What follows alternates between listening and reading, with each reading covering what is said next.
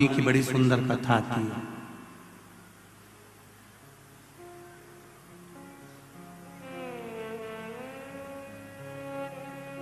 जिसको अक्षय नवमी भी कहते हैं। कब है? जम के बोलो जरा। कल। आज गोपाष्टमी है, कल आंवला नवमी है। और आप सबसे निवेदन करूंगा कि आंवला नवमी के दिन शाम के समय पर आंवले के वृक्ष के नीचे घी का दिया लगाकर कनक धारा स्तोत्र का पाठ अवश्य करें। नहीं आता हो तो मोबाइल पे उसको सुने। पर एक बार आंवला नवमी के दिन आंवले के वृक्ष के नीचे कनक धारा स्तोत्र का पाठ चाहे संस्कृत में चाहे हिंदी में करना चाहिए। उससे साल भर लक्ष्मी की कमी नहीं आती और आनंद का अनुभव। श्री शिवाय नमस्ते। आंवला नवमी के दिन कि शंकर भगवान भूत भावन भूतेश्वर जब भगवान आंवला नवमी के दिन श्री हरि नारायण आंवले के वृक्ष की पत्तियों पर शयन करेंगे और भगवान शंकर उनका अनुमोदन करेंगे, तब श्री हनुमान जी महाराज उनसे विनती करने के लिए पधारते हैं। 33 कोटि देवता भगवान विष्णु जब शयन से उठते हैं, देवसोनी एकादशी को जब भगवान उठेंगे, नेत्र खोलेंगे, तो प्रथम दर्शन भगवान विष्णु श्रीमद् भागवत कथा, स्कंद पुराण, पद्म पुराण, अग्नि पुराण, जितने भी पुराण उठाना चाहे सारी पुराणों को उठाकर देखना कि प्रथम वर्णन आपको मिलेगा कार्तिक महत्तम का कि भगवान नारायण सर्वप्रथम जब नेन खोलते हैं अपनी देव सोनी एकादशी से सोकर देव उठनी एकादशी पर जब उठते हैं तो भगवान नेत्र खोलकर सबसे पहले किसका दर्शन करते हैं? किसका दर्शन? स्कंद पुराण कहती है, विष्णु पुराण कहती है कि भगवान नारायण जब नेत्र खोलते हैं तो खुद की अर्धांगिनी लक्ष्मी भी नहीं, महाराज ब्रह्मा आदिक देवता सब खड़े, पर भगवान नेत्र नहीं खोलते। कब तक?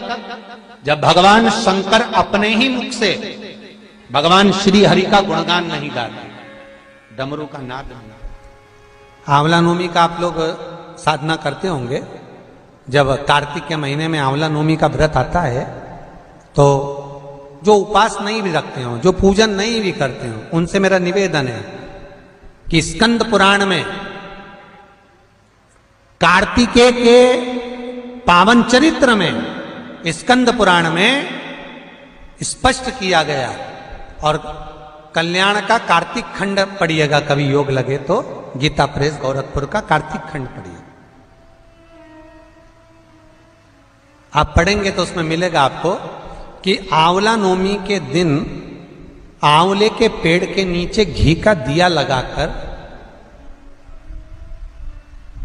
मध्याह्न से पहले दोपहर के 12 बजे से पहले आंवले के पेड़ के नीचे आंवला नवमी के दिन कार्तिक के महीने में स्कंद पुराण कहती है जो घी का दिया लगाकर पूजन कर कर अपना पल्लू पसार कर आंवले के वृक्ष की डाली में से उस पे लगी हुई थोड़ी सी छाल को अपनी अंगूठे और चीटी उंगली से अपने पल्लू में गिराकर ले जाकर लाल कपड़े में हल्दी के साथ अपनी तिजोरी में अलमारी में रख लेता है। उसके घर में कभी बरकत की कमी नहीं होती, उसके घर में कभी संपदा की कमी नहीं होती, उसके घर में धन वैभव सत्ता बढ़ती है, बढ़ती है।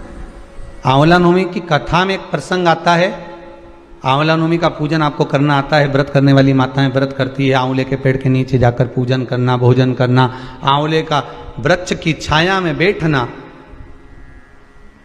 उस दिन किसी को अपशब्द ना कहना, आंवले की पूजन कर कर अपनी झोली को पसार कर चीटी उंगली और अंगूठे से आंवले की छाल को थोड़ा सा पल्लू में गिरा लेना, उस छाल को ले जाकर अपनी बरकत में, अपनी अलमारी में, अपनी तिजोरी में रख देना। यह आंवला नवमी की पूजन का विधान है, संपदा के। एक बहुत अच्छा समय रात्रि के 9:15 का एक समय होता है। जिस व्यक्ति का रोग बीमारी समाप्त नहीं हो रही हो, हॉस्पिटल में पड़ा हुआ है, कोई बहुत भारी बीमारी में ग्रसित है, छूट ही नहीं पा रहा, तो रात्रि को 9:15 पर किसी भी दिन शंकर भगवान के शिवलिंग का, जो तुम्हारे घर में शंकर जी विराजमान हो उसका, या शंकर जी के मंदिर में जाकर शंकर जी का थोड़ा सा जल, उसमें थोड़ा सा आंवला पड़ा हुआ, मतलब आंवले के पानी से शंकर का अभिषेक पूजन कर लीजिए।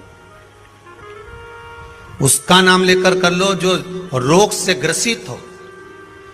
1 दिन 2 दिन 3 दिन करोगे, वो हॉस्पिटल से छुट्टी करके आ जाएगा।